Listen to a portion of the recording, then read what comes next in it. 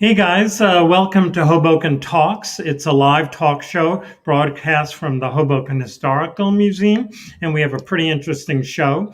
Those of you who are signing on for the first time should know that you are checking this out on Facebook, YouTube, or Twitter, and the show is archived on our YouTube channel.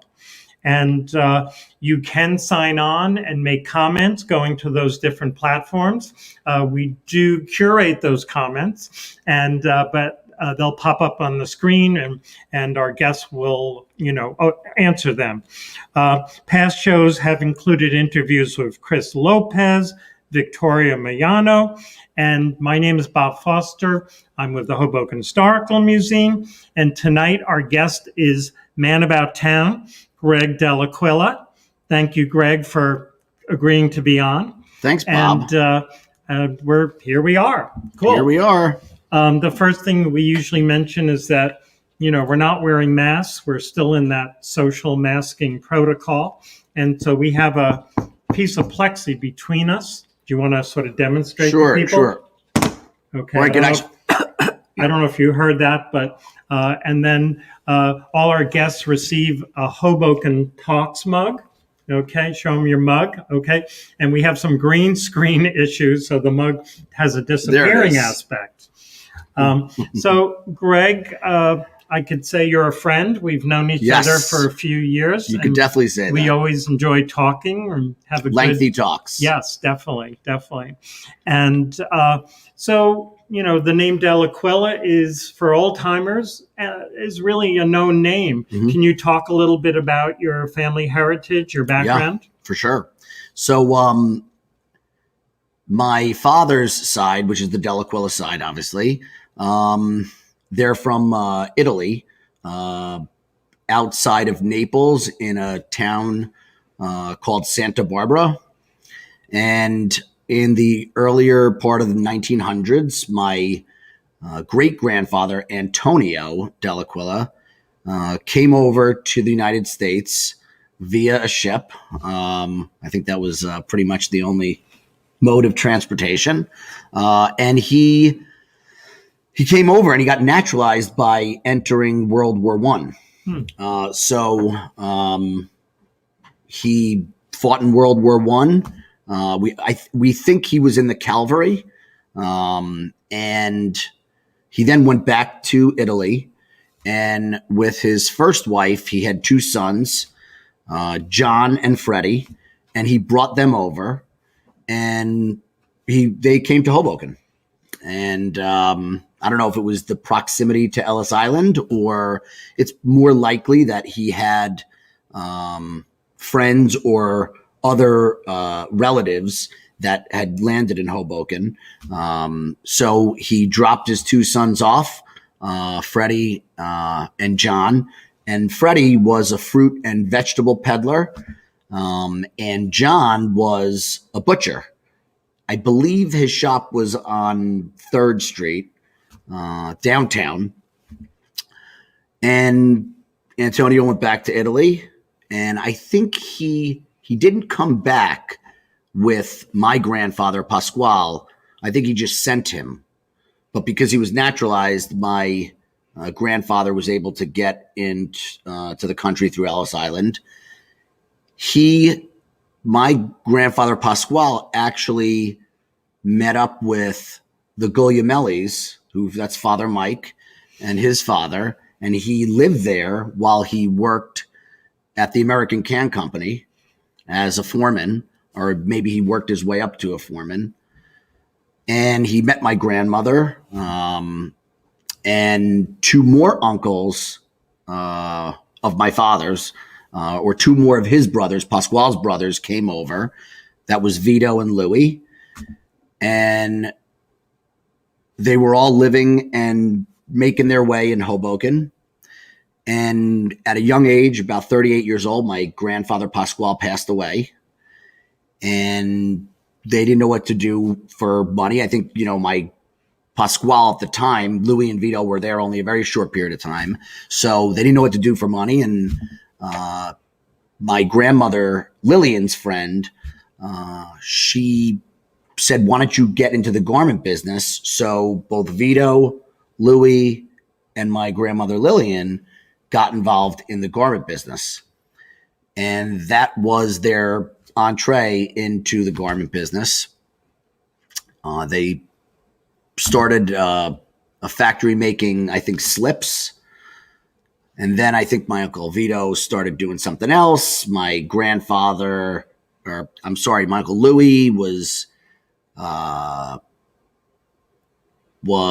making slips as well with my grandmother. They both just continued that business on. My grandmother and grandfather had 5 kids. Joseph, I'll go in order. Anthony, Gracie, my father Joe, Judy, and Patty, my Uncle Patrick, right? And they all were working in the family business as kids, sweeping up, doing different things. I mean, they were, my dad would tell me stories that, they would do tomatoes and they would separate the tomatoes by grading them. And like they were doing all sorts of different things. So entrepreneurial wise, my whole family were always a bunch of entrepreneurs, always trying to figure things out. And I think that's just what a lot of immigrants did. And so garment working was not that unusual in Hoboken. There were lots of shops. Lots of shops. And you had all this other immigrant labor, in a sense, that could help support it. Correct. And, we can remember garment industry still here in the 1980s. Yep. You could drive by a place and you knew it was a little innocuous. You didn't know what went on there. But all of a sudden you see a big truck pull up and you see these coats slide down on a rope. They're on hangers. They're on a rope going right into the truck, from the top floor. And they sort of started bringing in the goods on the first floor and kind of worked up the finishing, and then to see it go out was kind of interesting on there. Yeah. But you have an incredible recall of your family members. Well, I ask a lot of questions. I think that's just my nature. But they also tell a lot of stories, right? So as they continued in the garment business, they had a lot of different locations. First Street was one of the first factories that my grandmother was in, Della Lingerie. That was on First Street, a couple doors down from Casella's. And then after Della Lingerie, I think they then moved as a group.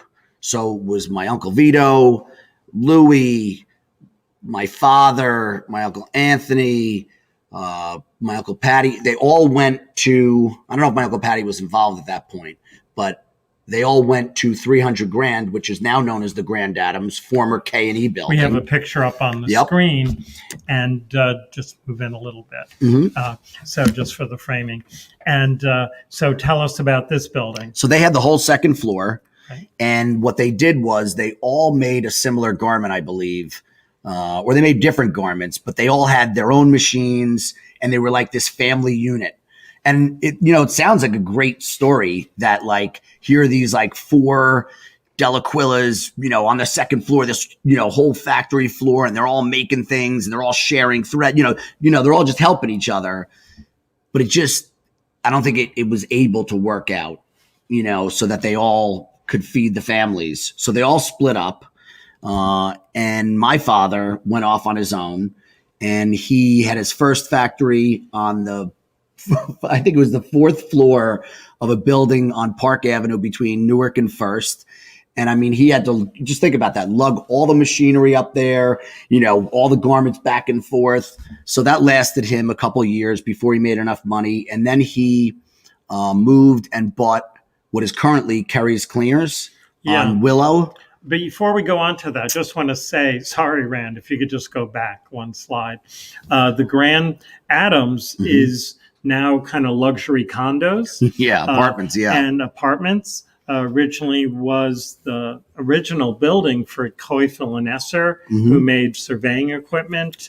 This was probably state-of-the-art building when it was built in the 1880s. But then K&E sort of just uses it for storage, I think, and build clock towers. Right. So clock towers is now apartments. Yep. Now this is apartments. Yep. I think it's sort of a credit to Hoboken that rather than tear down these old buildings, Yep. they've been rehabbed and are, there were touchstones with the past, but they're now, reconfigured. So Yep. I think, I think you'll be telling more about how buildings constantly change. The business interests of Hoboken constantly changes. Yeah, the demands change it, right? So it's like real estate and the earth. It's a living, breathing thing. Right. Human beings come in and come out, right? There was an influx of people, then they went out, right? So when my mother met my father and found out he was from Hoboken, my grandparents, my mom's parents were like, no, that's bad. That's not good. So Sure. It's, now if you're from Hoboken, hey, it's cool, but tomorrow might be bad. Who knows? And I think Hoboken has ebbs and flows. Sure. There are different changes. Yeah. There's a big segment of the community that changes, that are here for a couple of years and move on. And then what do we have now? 4 generations of Dell'Aquila? Yeah. Which is pretty cool. Yeah. So, so after my dad moved from Park Avenue, he went to Kerry's Cleaners, and that was his first purchase. Right. And thanks for staying on point here. You came Yeah, back of course, to Carrie's. of Good. course. So, so he really started doing well in that factory. He did so well that he needed more space. So he started looking around for another building, and he found Stephen Hall, Transformers and Motors. I believe they made Transformers and Motors for New Jersey Transit. So that was on Adams and 7th. I think the entrance was 413 7th Street. So he bought that building, moved his factory, still had, We have a comment from Michelle Taranova. Oh. Rezonico. Yeah, that's my wife's cousin. Excellent. Hey, Michelle. And Jerry Fallow. Hey, Jerry. Big fan. Thanks. Okay, cool. And Tyra Fouts Van Pelt. Hello, Hoboken. Hello back. Okay, excellent. Eric. Hey, Eric. Hammer. Nice history. Okay, cool. So excellent. He went into Stephen Hall, expanded his factory. Again, just kept growing. My other uncles, by the way, at this time were doing the same thing elsewhere throughout town. So my Uncle Patty was on 4th and Jefferson, now is the Patrician. So when it got converted, they named it after him. I don't know how longer he was involved in it, but my uncle had purchased the T building. He had his factory in there. He was making nightwear. He was doing manufacturing. So we were all spread out, the city of Hoboken. And my father continued to expand behind, the Stephen Hall building. There was the Manischewitz building, where they used to bottle the Manischewitz. And that's next to Willie McBride's, which is currently is that the parking lot. The parking lot to the right there. That's right, and we'll get to why that's a parking lot. And so that was the next building he bought, was the Manischewitz, and he told me he took out truckloads of empty bottles of Manischewitz wine. I don't know if he was married to my mother, and my mother's Jewish, so I guess the Manischewitz, the family's not making the Italian family's not making the Manischewitz wine. No. So he continued to expand his business, and then he bought the corner building, which was the corner of 7th and Grand. So he was doing great. I mean, everything was going well. And in 1987, there was a fire at that building. And it was a terrible fire. The whole building burnt to the ground. And I'll never forget that. But before I would tell you about the fire, I remember going there as a kid. Mm-hmm. And I mean, it was interesting. I mean, I grew up in Bergen County in Englewood Cliffs. So a suburban town. And going to Hoboken, I always remember a lot of weeds on the sidewalks, you know, like during the spring, summer. And maybe the memory is so stuck with me because we as kids had to go weed whack the weeds. But it was just a lot rougher, a lot rougher. And that was in the 80s. Okay. And I remember my father was like, don't go outside unless I'm with you, because I guess he figured I would keep wandering around. Sure. And it just wasn't, it was a urban, real neighborhood. Right. So, and I just remember that vividly. So when you came, would you come in on a Saturday or a Sunday? Yeah. Or if we had off from school. Oh, he always put us to work. That's what I meant. Yeah. I mean, I was telling you earlier that my grandmother and all of my family members had the kids working. I mean, that was just part of it. Right. So even at a young age, before we went to the factory, we were renovating houses, and we were always doing stuff. My father would take me and my two older brothers down to the factory. And it was funny. My mom would be with us, and he's like, I just got to run in for 20 minutes. And then he'd be in there for 2-3 hours, and then he'd pull us in and make us do stuff. So we were always like him. But he was teaching character. 100%. 100%. And that didn't end, by the way. I don't think that still ended. That still has not ended. He's still teaching character. So after that, so there was a fire in 87, and it was really devastating to his business, to just overnight. Sure. Let's just look at this one comment from Teresa Geronimo. I'm sorry, my Di Geronimo. Thank you. She says, great immigrant history in Hoboken. Love hearing about other Italians who found their way here. My grandfather-in-law got off the boat from Italy and got a job at the Tootsie Roll factory. Yep. Okay. And I think they even had housing up. That was one of the ways they, inspired people to come here, as we have a job and housing. So very cool. Yeah, his sons, the Mano late brothers, 40s, early 50s. Yeah, I mean, just on this comment, the live chicken markets in town.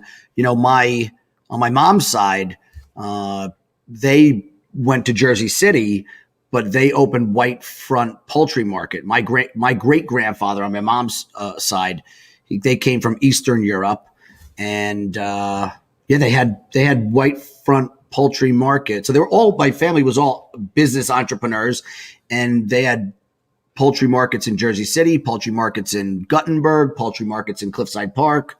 But these are all small businesses. All small businesses, and, employing.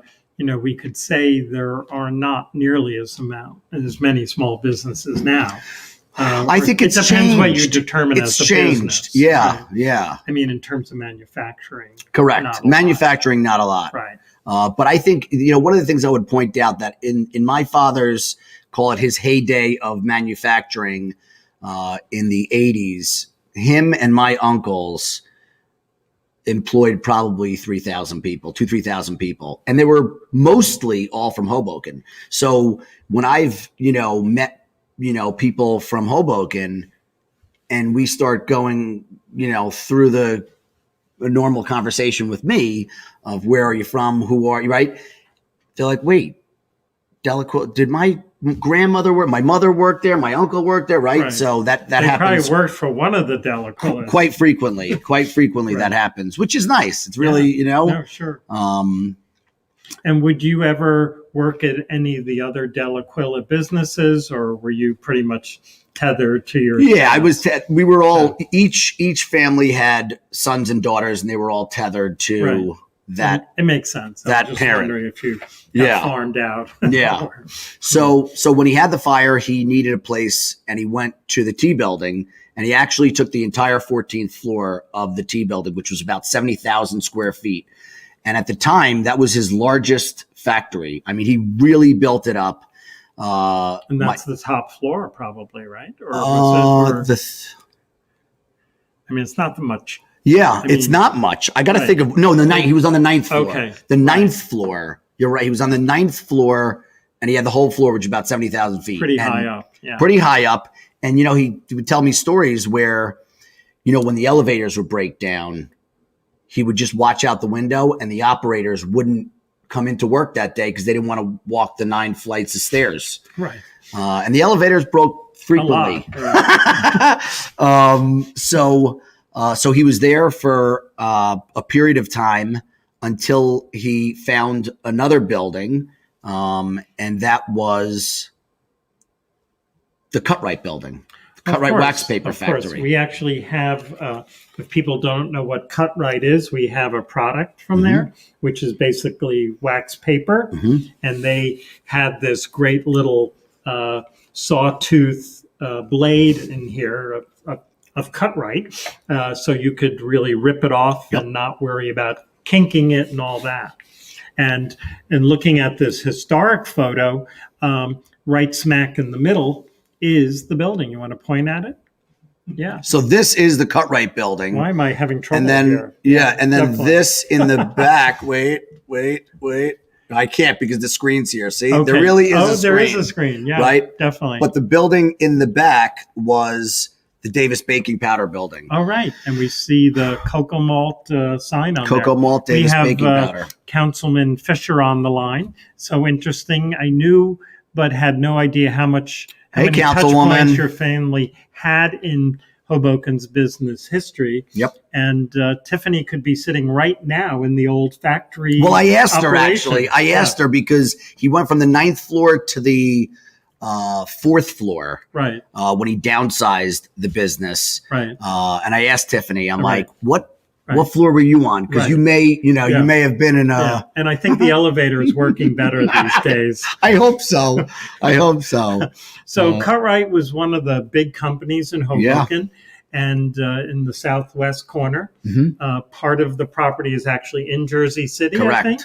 And, this was a product that was in households all over the country. It's still sold today. Right. I think that's one of the coolest things about Southwest Hoboken, or at least the part that we own in the neighboring building, that Davis Baking Powder, Mighty Fine Pudding, which was manufactured in the Davis Baking building, and Cutright wax paper, all products still sold in the stores today. Right. And it was all baking. It's a really cool history. Yeah, definitely.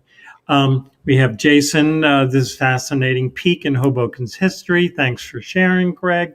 You're a pillar of the Hoboken community. Thank you, Jason. Thomas. A pillar, and your contributions are appreciated. Okay. So nice comment. Thank you, Jason. So he started manufacturing again, my father, in the Cutright building. He actually renovated it, and that picture actually is what it looked like. Actually, not really. We didn't put the skin on it yet. We put the skin on it when we called it the Hoboken Business Center. But he started manufacturing. So he broke out all these beautiful industrial windows. But at the time, it was probably, more energy conserving to do something like that. Sure. Right? Yeah. And the style of building is like smaller windows right off it, because he was thinking about someday being industrial lofts. Sure. But an interesting thing about my dad and his factories in particular was that he was one of the only factories in Hoboken to have air conditioning. Oh, really? Yeah. Right. So yeah. Probably would want better windows for that too. Yeah. Just to keep the air in. But I think people liked working for him and I think that's where I get a lot of things from my mother, obviously, and my father, like many. My mother was always involved in organizations, PTA president, always getting involved. And my father was always good to his employees and to people. Right. And that's where I come from. Right. So getting back to the Cutright building. Yes. So he starts manufacturing there. It's like 1990, and garment manufacturing as a whole in the country is becoming squeezed by manufacturers going overseas, because my father was, like many, a cut and sew guy. So manufacturers would sell to the stores, get the product sold to the stores, and then they would need someone to fabricate it, right? Cut and sew. So he would get all the fabric in, cut the fabric, sew it, and then ship it out to the stores. And so everyone was getting squeezed because the manufacturers would go overseas, whether it was Taiwan, Vietnam, or whatever the countries were at the time. But that was still difficult.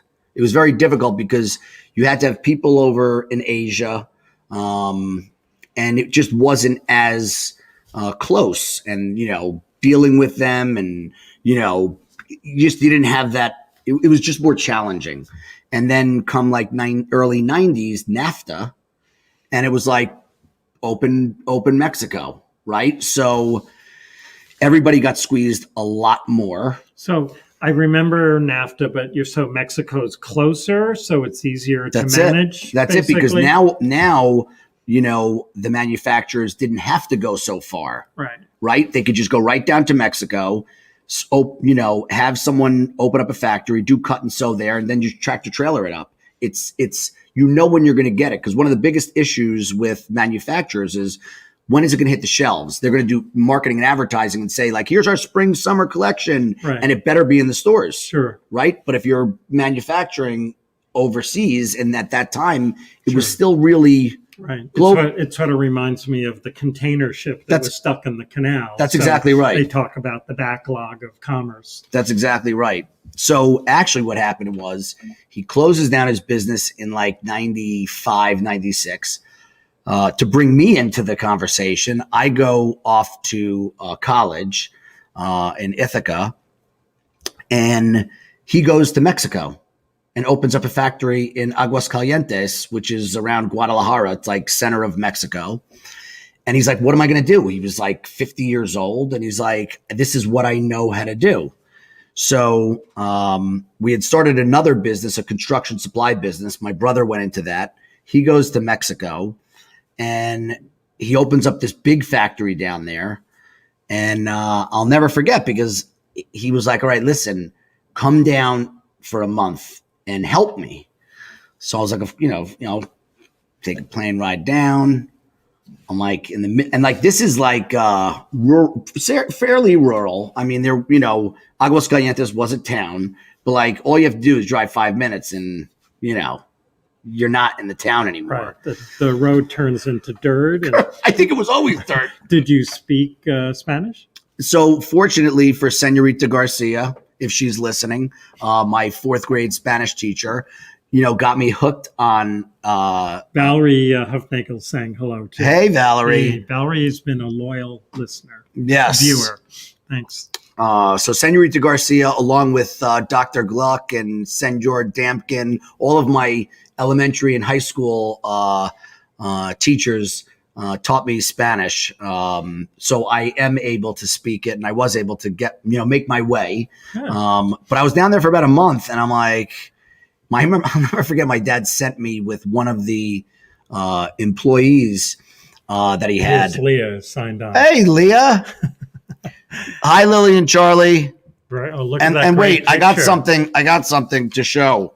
Leah's 8 months pregnant. This is our newest addition. Wow. Very cool. It's a boy. This is the first unveiling we've had like this. Well, I've never had this is it. Hoboken Talks. Okay. You heard it here first, Leah.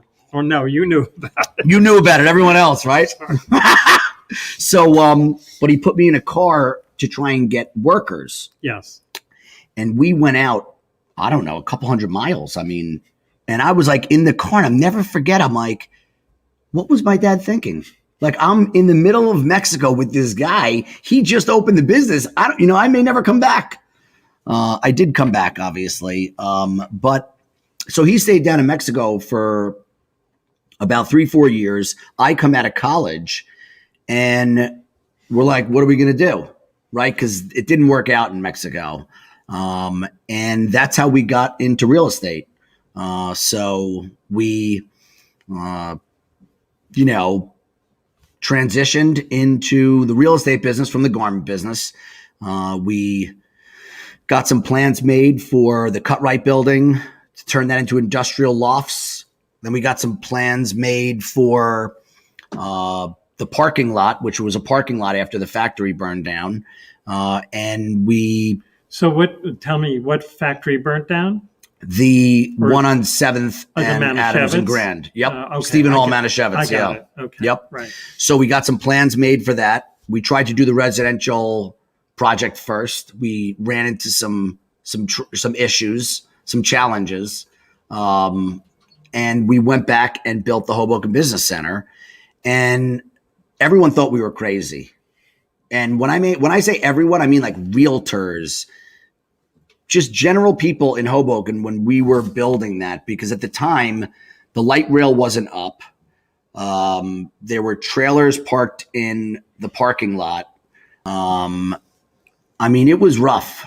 It was rough. Just because it's so far west? Yeah, just nothing was going on down there. Right. I mean, the Skyline was probably the only building that was substantial that was built on the south side of Patterson Avenue. The Sky Club was just starting, right, to be built. And I would tell you something, that the Sky Club was Southwest's savior, you know? Interesting. I know that, actually. It's not, you know, it put a foothold, you know, take away the design and, you know, some of the things that people objected to over the years, but take that away from a second. But you put 325 families in Southwest Hoboken. Infill housing started to happen, where a lot of buildings were either run down or dilapidated or maybe even vacant. And it really put a foothold of starting to transform Southwest Hoboken. Because those families are going to demand better services, you know. Yeah, I mean, it's just there's commercial, right. Right.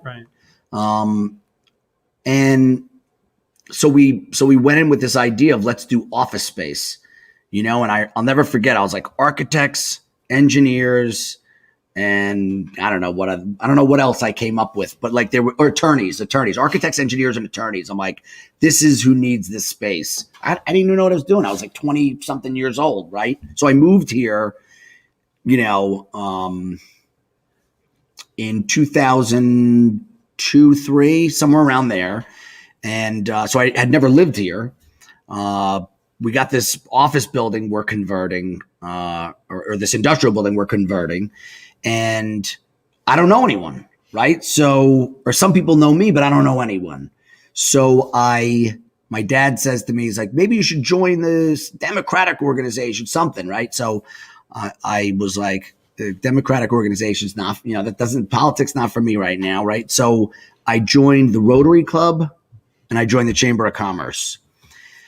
And that was like my intro to organizations and giving back. And I just, I think it just turned me on. I could just already immediately tell. I met some of my closest friends, like Marion Rowland, who was one of my friends at Rotary. And she, you know, I mean, her and I became. Is this early 90s or? No, this was 2003. Really? Oh, 2003. Right. So I met a few different people. I met Ken Stahl from Stahl Soap.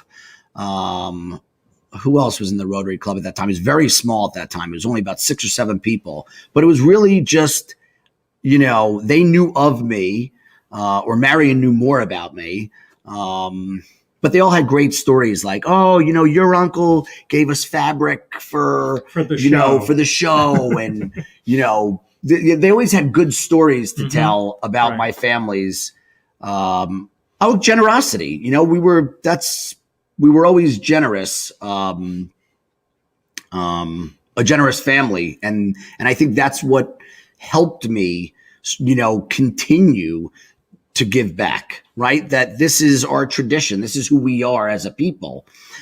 So I actually became the youngest Rotary president, the Hoboken Rotary president, at a young, ripe age of, I think I was 25, 26. And we, you know, with the help of a few colleagues, we brought the Rotary Club from 6 people to 50. And we were meeting at Frankie and Johnny's, and it was, you know, the Rotary Club was the talk of District 7490, you know, and it was like, everyone always thought like the Rotary Clubs, which they are, were mostly filled with retired professionals, retired business owners. And here comes Hoboken which, at the time in the early 2000s, it was like, what's going on in Hoboken? Hoboken, right? And here's a Rotary Club that's filled with young professionals, in their 20s, 30s, and 40s.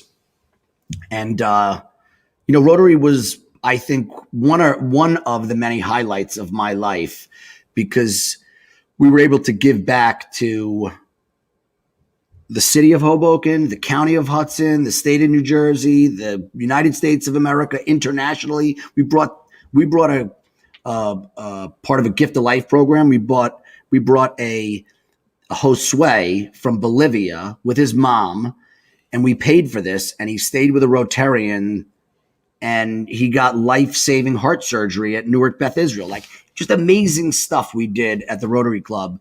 And after this, I'm actually meeting with this is a great story.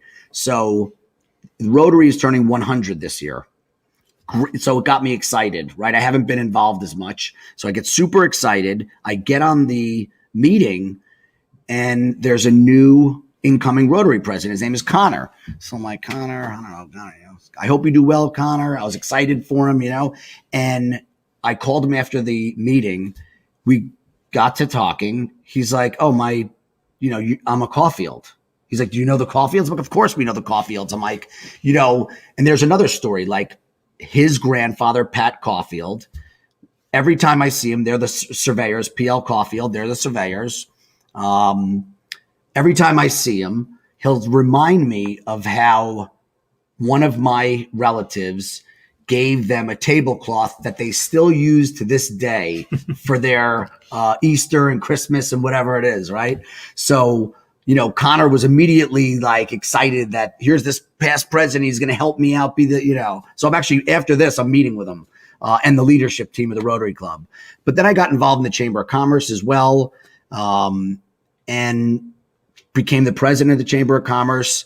And that really started to connect with the office building project that we did, because we had probably 70 or 80 businesses. That was the only way we could fill it. People thought we were crazy to build that building. And let me tell you something, the first 1 to 2 years, it was not easy. We had what they call vacant hallway syndrome. And it was nice to have that, because we could associate our vacancy with some issue or some, right? So, but my Rotary, I had people come to me through the Rotary Club, come to me through the Chamber of Commerce, but I was never offering it. I was never offering it up. And I think that's one of the things that I learned from joining organizations. It's not what can the organization give you, it's what can you do for the organization, right? And it'll just come if it has to, where you want it to. So I got involved in many other organizations, including the Historical Museum. You're a trustee. I am a trustee. We want to see you more often. I want to see the board more often. But I am excited. That's funny in these volunteer organizations. There are doers and there are donors. That's how I look at it, right? So sometimes you're a donor, sometimes you're a doer. Right. And I'm just trying to see, so Marion, I got involved in St. Francis Church. This is a great story too. So I called my grandmother up, and I'm like, Graham, what church do I go to? And she's like, well, you go to St. Anne's, because that's where we were going later on. But truly, it's St. Francis. My grandfather lived with the Guglielmellis. All my all my uncles and aunts and my father were baptized at St. Francis. So I started going to St. Francis. And Marion Rowland at one Rotary meeting, she's like, how do you like St. Francis? And I'm like, something, Marion? I'm like, the lector, I couldn't understand a word the lector was saying. She's like, oh, yeah? She's like, you think you could do better? I'm like, I could definitely do better. She's like, you're on next weekend. I am in charge of the schedule. So the next thing I know, I was a lector. I became second grade CCD teacher. I taught Pat Jr., Caulfield's son, Sean. And I got to know so many people teaching CCD. And it was a good class too, second grade, great age. And the church is looking great. Yeah, the church got, facelift, was probably, one of the saddest times of my life was when Father Michael passed away, because he became such a, figure for me and just everybody. One of his gifts where he made you feel like you were the most important person in his life, which it was real, it was real. And, I think I hear that a lot from people, and his Yeah. passing was very sad. yeah, And I think it's one church that continues to draw a lot of young people, which Yeah. is really good. yeah, And it was actually the church where Frank Sinatra was baptized and named, and it sort of seems like it's sort of like the People's Italian Church. yeah. I mean, it's a very Italian church. I mean, Father Michael used to do the masses, at least the holiday masses, because there's a 10:30 Italian mass. So he used to do like the Easter, Palm Sunday, where you had all of the congregation going, or the parish going to the masses. He would do a little in English, a little in Italian, and now Father Chris speaks Italian. So Father Chris picks up where Father Mike left off. Can you talk a little more about him? I mean, what was it? So he was speaking directly to you. Is that during the mass, or is that more in other situations? How he impacted me personally? Yeah. Yeah, no. When I became a lector, he knew my family. My family knew him, like the Dell'Aquilas, Guglielmellis. Like, we owned 4th and Jefferson. His brother, Andrew, owned the Hoboken Lock. So, like, we all knew each other. Like, my dad would send me to go get locks, and I would go to Andrew. And, like, so it was just, when I became a lector and then a Eucharistic minister, I used to go into back into the parish, and we would prepare for the mass. And we were just, it was like he was my dad, and the hugs that he used to give were just like, they were just so genuine and real. And because my family grew up in Hoboken, and, my grandmother would say, oh, he used to have the olives, or like, they had the store, the Goldmellies had the store, and like, they just all knew each other. So his mannerisms, his stories, they were what I grew up with hearing. And that was the connection, and my Aunt Gracie was so close with them. And my Uncle Jimmy, like, it was like I was at his family. His family, Yeah, right? Very cool. Teresa has a comment. She's a Rotarian, I think. Yeah. And took a exchange student from Argentina who we still keep in touch with. Yeah, we still hear from Josue because we're on Facebook. And his Maldonado, I can remember the name, and this was 15 years ago. Right. It's a very unbelievable experience. So I always, I'm a big pusher of Rotary. But then I got involved in the Hudson County Chamber of Commerce. I merged. I was, when I say I mean the board, and we merged the Hoboken Chamber with the Hudson Chamber. We always felt like we needed, felt like we needed, and all of us did as business owners, we needed a voice, right? An advocate. Then we talked about improvement districts every once in a while. And it was like, that'll never happen. That'll never happen. They tried that 20 years ago. They tried that. And we, as the Hoboken Chamber, we hired a planner, Hoboken firm, Phillips Priest Greigel, and they wrote a white paper for the chamber. And in that white paper, it said, the city of Hoboken should have a special improvement district. And sure enough, with the help of Councilwoman Fisher and Stephen Marks, who used to be the Hudson County planner. That was another organization I was on, the Comprehensive Economic Development Strategy, something like it was, they put it up on the agenda to start a special improvement district. And we went through a whole year or a year and a half of this steering committee of, do we need it? And, you have to go through this whole process to actually become formed. And sure enough, through this process, typically an improvement district is the main street. Well, we made the entirety of the city an improvement district. And for those who don't know what an improvement district is, it's an organization run by the commercial property owners and business owners.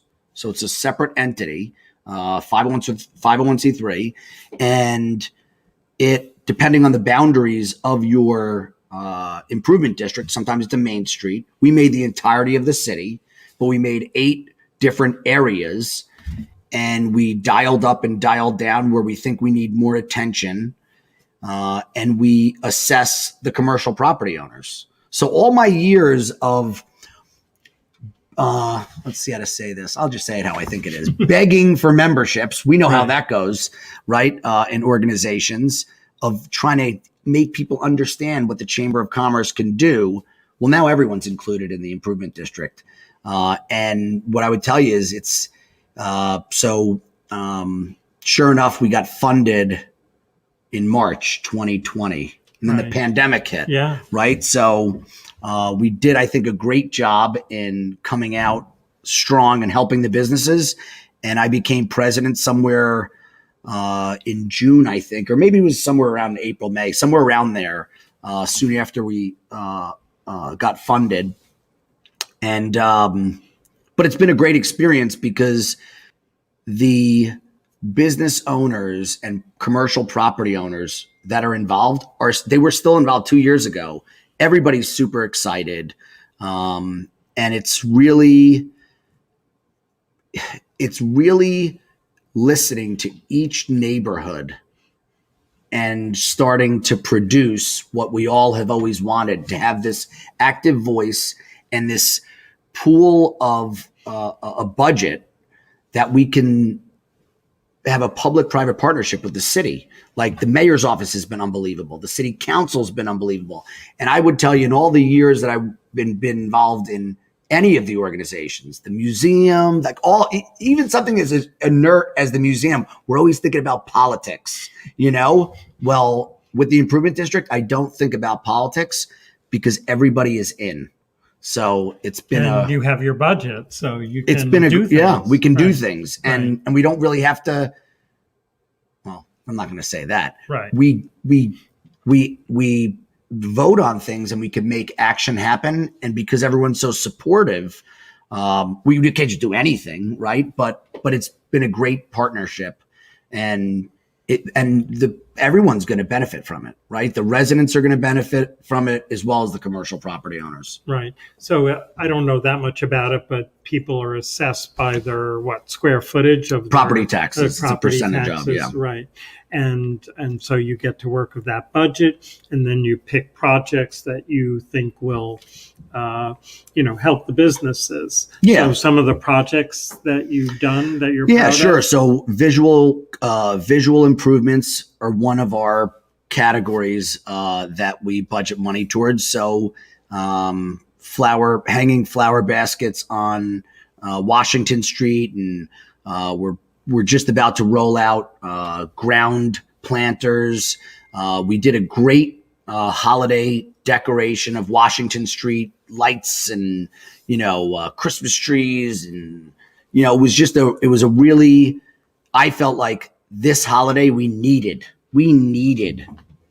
some joy, and we just initiated a pet waste station. The city of Hoboken had a pet waste station adoption program. We just adopted 50 of them, right, and put them around town. So I'm forgetting what a pet waste station is. Pet waste. Oh, waste. I'm sorry. Yeah. I misheard. Yeah. Sorry. Okay.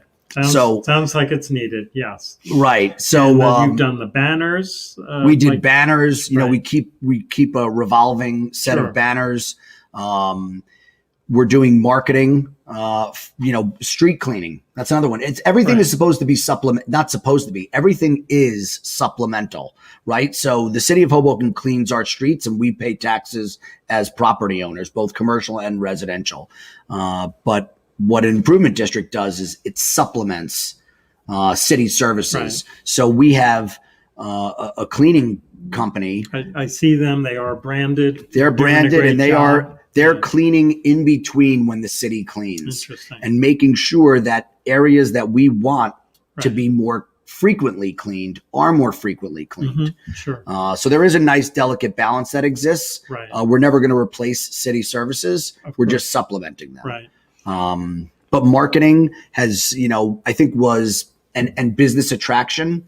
We're doing a lot of we did a lot of gift card programs, give some businesses the needed injection that were suffering during the pandemic. We supported the parklets and streeteries. We donated the turf, the barricades. Mm-hmm. I would say we were the leaders on the task force to reopen Hoboken, outside of obviously the mayor's office. Right. But on those phone calls with those business owners, that were each different. It was really well organized by the city. Restaurateurs, bar owners, coffee shops, and then the Business Alliance was on there, and people were turning to us. We were disseminating information from, the federal government, the state government, right, this local government on our website. So we played, I think, a really important role. Sure. Not only in disseminating information, how do you get grants, getting phone calls from businesses, but also I think it was a morale booster to know, and this is what I always worked for in my years in the chamber.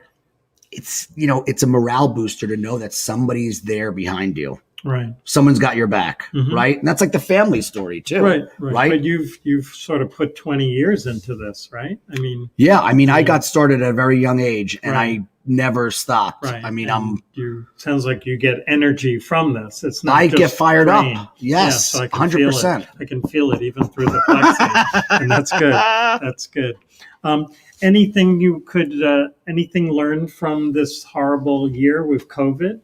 You're still very optimistic. Obviously, you have a new family member on the way. Yep. Those are all upbeat things, but it's been pretty intense. I'm not a doctor. I'm not a scientist. We at this time in life, 2021, have access to the most information that we've ever had, I think, in civilization, right? So it's hard to know where to go for information. But I would tell you that this is not the first pandemic. This is not the first downtime in history. I watched a great series. I think it was either on Smithsonian or I think it was Smithsonian, about the bubonic plague that was in the 4th century and how it came, killed 10, 20, 30, 40 million people. And then it went away. And then it came back a couple centuries later. And then other religions, it got really deep. Then it came back in the 1700s, right? So I think in the 1700s, it killed 50 million people, right? So I think history tells us that we're going to live through these experiences, war, right? We're going to live through these experiences, and we always, hope they're not going to impact us. But we move forward as, just like the alligators or whatever is out there, everyone's just moving forward. Right. So, and I think that's what we do. I think with this pandemic, it has been crazy. I think it's put a lot of mental and emotional. I think that's what it is, right? Besides the obviously people getting sick and dying, but the emotional and anxiety that is existing. I just think that for a person like myself in roles that I have, it's just let's figure out how we can help move the ball forward, right? So I think both my mother and my father have taught me that. And that's what I hope to bring to whether it's my company, any organization I'm involved in. Like, okay, problem, let's talk about it, figure it out. What's the solution, right? And so. Sure. A great positive answer. I think we can sort of bow out.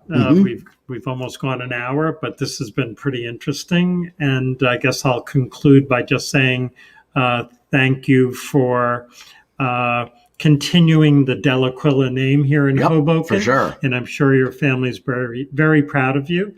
And you really hit the ground running from the time that you've been in Hoboken. Yeah, I would end with saying this for myself, that, and I know Bob's like, enough, Greg, but a lot of people ask me why I do what I do, and it's because I was given such a fortunate opportunity, and that's why I give back. Right. Thank you. Thanks, Bob. Thank you. So we're bowing out. We had a great talk. I learned a lot of stuff, and we will be broadcasting next week. We'll be having Maria Lara on, who is a great story, and we hope to see you then. And again, as I mentioned, if you want to tell friends about this broadcast, you can check it out on the museum's YouTube channel. And the museum is open to the public. This type of program is sort of our connection with the virtual world, but we'd love to see you here in the museum. We're open our regular hours, 6 days a week. Check out the website. And Greg, thank you very much. You're welcome. My My Facebook has the donate page for the museum. Just saying. We always forget. We also want to thank some of our past donors. The estate, Friends of Donald Shackett, made a very generous donation last year. And Kate Valenta is saying, thanks for all you're doing, Greg. This was fun. Thanks, and Kate. We always do thank our patron, which would be our patron, which would be Applied Development Company, the Barry family. And so we wish everyone a good Easter if that's your holiday. Happy spring. We're being optimistic. Happy Passover. And we'll join you again next week, or hopefully you'll join us next week with Maria Lara. And a real shout out to Rand Hoppe, who is our director, engineer, producer, man behind the scenes, who makes us look relatively good. Okay, signing out. So long, guys.